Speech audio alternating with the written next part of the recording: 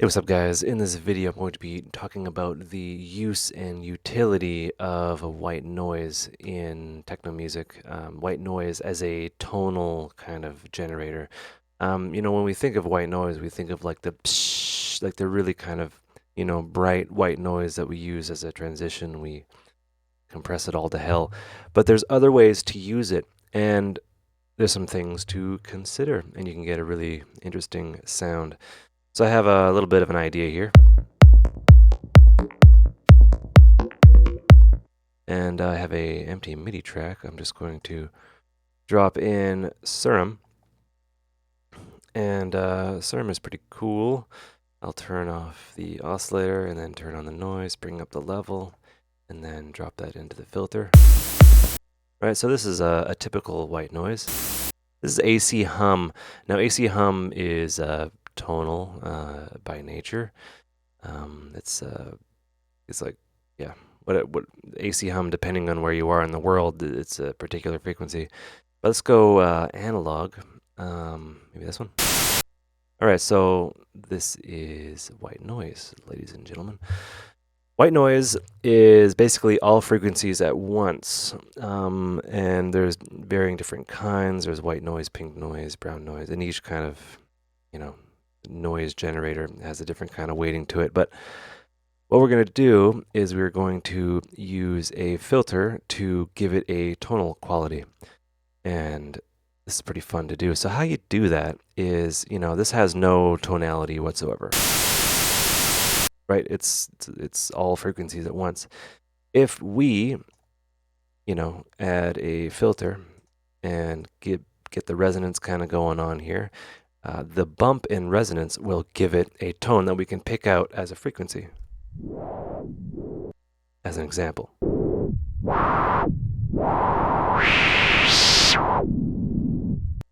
Right? So with that, we can do all sorts of things. So let's boost the drive a bit more.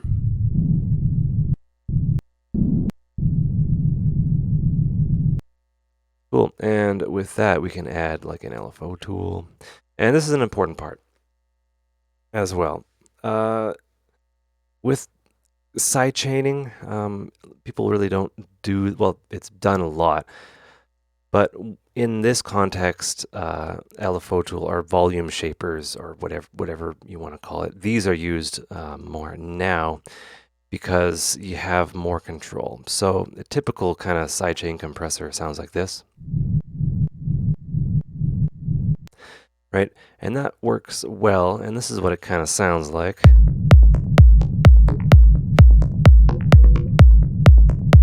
Right? So the kick now has a buddy, and it kind of, it's like an interesting kind of vibe, and it works really well on the dance floor. It's something to behold when you hear this.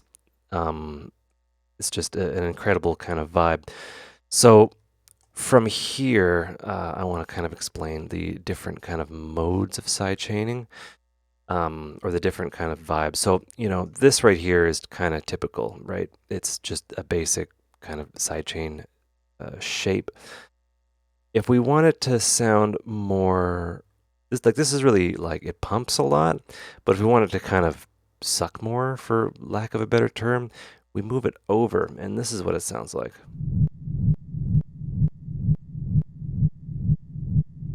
Right?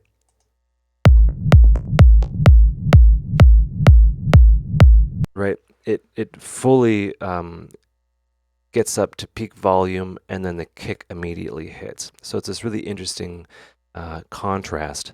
I'll just move it over slightly, and you'll notice that the vibe changes.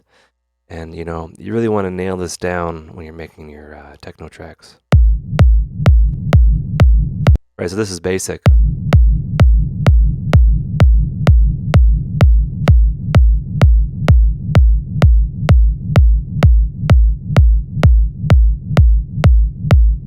Right?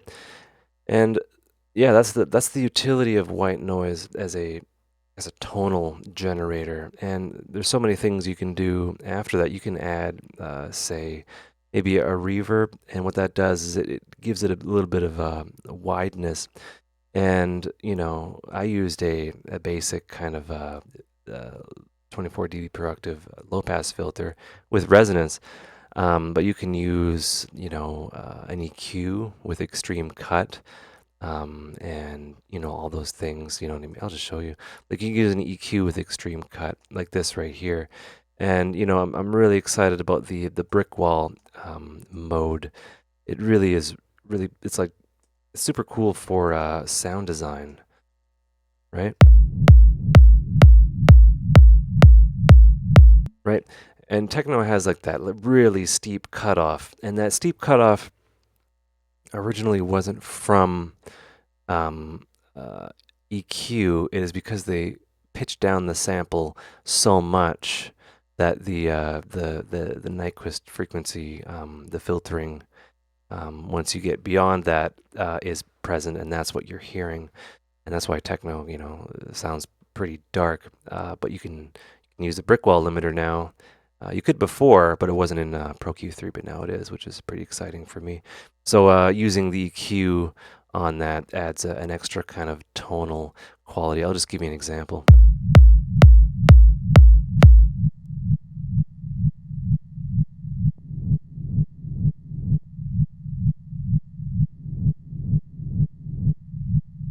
Right, makes it a lot more kind of tonal. How many times have I said tonal in this video? And you could do other things like add reverb. Reverb is always good. Plays well with the Lfo tool here.